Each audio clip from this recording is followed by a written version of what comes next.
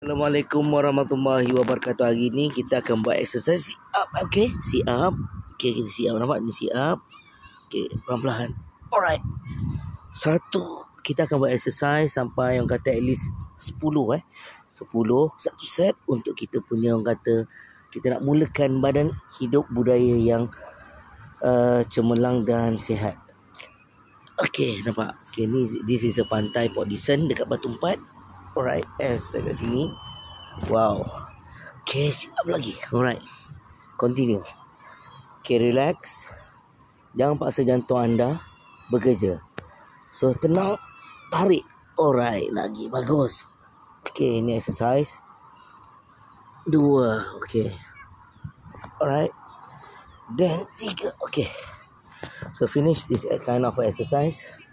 So, exercise seterusnya adalah kita kena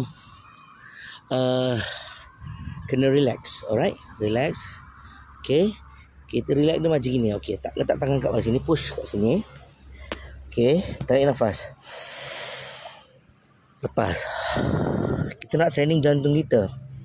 Okay, tarik nafas, lepas. Jangan push jantung, nanti jantung boleh cramp. Sebab tu kalau lagi perasan ada orang meninggal lepas main badminton tu pasal ada cramp. Jangan menyebabkan jantung kita cramp. Kita kena tenang. Tarik nafas. Okey. Lepas tu tarik. Okey, turun.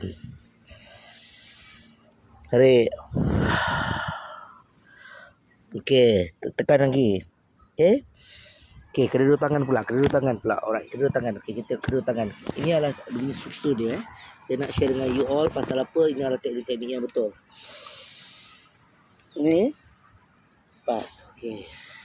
Nak panjang umur gini tuan-tuan dan puan-puan. Okey, umur saya dah 42. Okey. But look young kan. Okey, tenang. Okey, lepas. Okey. Macam ni exercise dia. Tekan. Sebab apa? Sebab kat sini ada urat jantung. Nampak? Sini ada urat jantung. So you jangan press sangat. Jantung adalah satu elemen yang you kena jaga. Yang mana jantung satu elemen yang sangat penting. Okey, jantung, otak, usus, pinggang, buah pinggang, itu adalah organ-organ penting dalam badan kita. Okey. Lepas. Okey, tenang. Okey, lepas. Okey, lepas tu baru you turun ke bawah sikit, bawah siap. 1 2 tarik. 1. Lepaskan nafas. 2 3 4 5 6. Okey, jangan paksa. So, ni exercise. Nanti kita buat yang sana pula.